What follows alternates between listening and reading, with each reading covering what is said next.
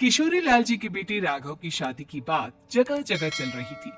लेकिन किशोरी लाल जी को कोई लड़की पसंद ही नहीं आती थी। और उसकी एक ही वजह थी, किशोरी लाल जी का लालची होना।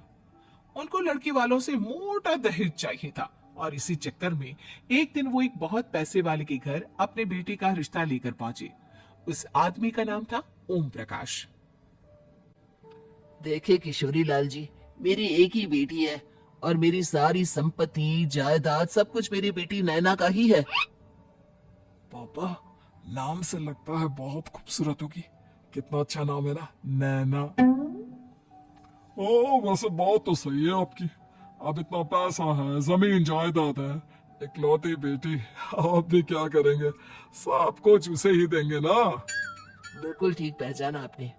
बस बेटी की शादी और सारी जायदाद उसके नाम। पापा, बिना देखे हाँ कर दीजिए ना। इतना अच्छा रिश्ता फिर कहाँ मिलेगा?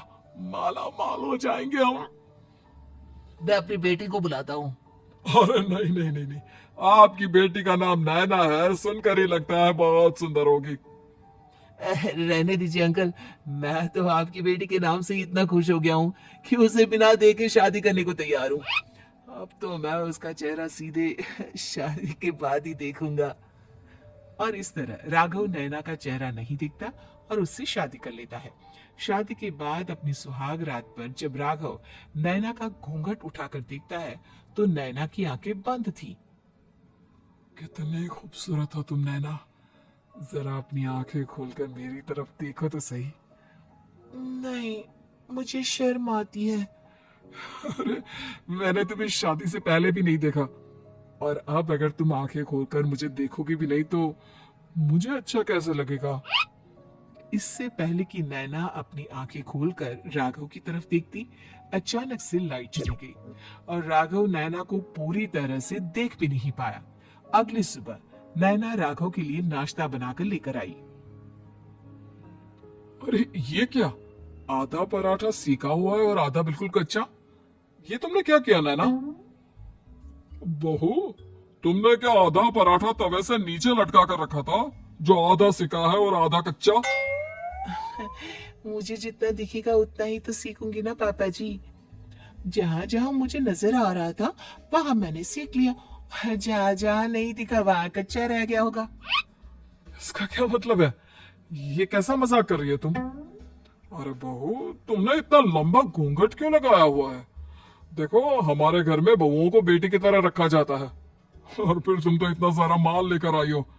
देखो, घूंघट डालकर रखने की कोई जरूरत नहीं है। हाँ नैना, पापा जी ठीक कह रहे हैं। तुम तो आराम से रहो, अपना ही घर समझो। नैना अचानक से अपना घूंघट उठा लेती है।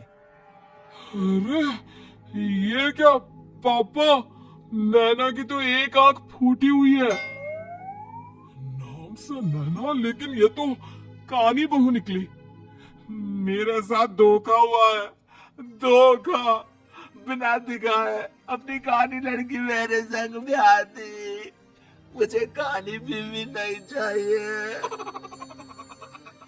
मुझे अभी ओम प्रकाश जी से बात करनी पड़ेगी।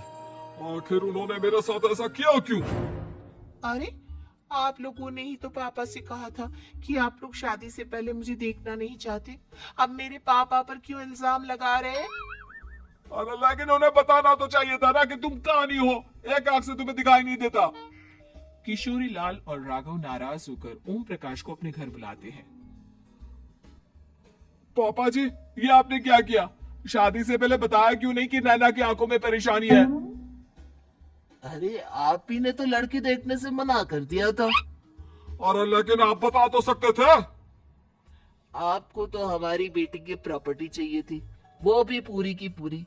अब क्या हुआ अगर उसे आधा दिखाई देता है? प्रॉपर्टी तो आपको पूरी मिल गई ना। अरे ये क्या बात हुई? मेरी शादी प्रॉपर्टी से नहीं, आपकी बेटी से हुई है। अब ये तो पहले सोचना चाहिए था। तब तो मेरी प्रॉपर्टी देखकर तुम्हारी जुबान लप लप आ रही थी। लेकिन मैं कानी लड़की को अपनी बीवी बनाकर नहीं रख सकता। पापा, कुछ करिए ना आप।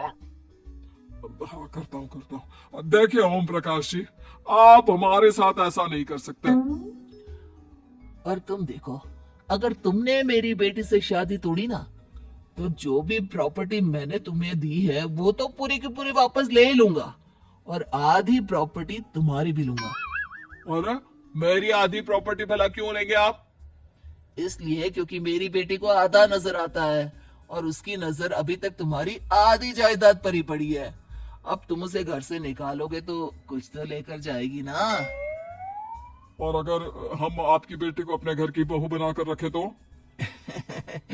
तो तुम्हारी पूरी प्रॉपर्टी तुम्हारी ही रहेगी, और जो मैंने तुम्हें दिया है ना उसमें से बस मैं आधा लेकर जाऊंगा।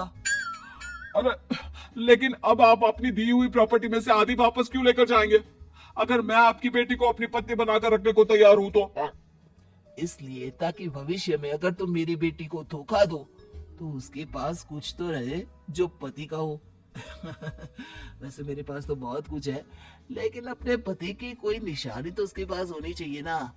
अब अगर तुमने मेरी बेटी को कहानी कहा तो तुम्हें प्रॉपर्टी भी कहानी ही मिलेगी, पूरी नहीं। जमाए राजा। किशोरी लाल और राघव समझ चुके थे कि वो बुरी तरह फंस चुके हैं और अब उनके पास वहां से निकलने का कोई चारा नहीं है। अब समझ में आया ना, लालच बुरी बला होती है। एक तो तुम्हें प्रॉपर्टी मिली, ऊपर से बीवी मिली, उसमें तुम्हें नखरे भी दिखाने हैं। आए बड़ी, चुपचाप बैठो तुम। कुछ दिनों के बाद नैना राघव की कार लेकर बाजार घूमने निकलती है और जब कार लेकर वापस आती है, ये क्या? एक तरफ से मेरी गाड़ी पूरी खराब हो चुकी है। लगता है तुमने मेरी गाड़ी को किसी दूसरी गाड़ी के साथ एक्सीडेंट किया है। अरे कितना बड़ा नुकसान कर दिया तुमने बहू। वो क्या है ना पापा जी, मुझे एक आंख से दिखाई नहीं दे रहा था, सामने से गाड़ी आ रही थी। मुझे तो सिर्फ आधा ही दिखाई दिया और वो गाड़ी मेरी कार से रगड़ती हुई निकल गई। अब मैं क्या करूं बताओ?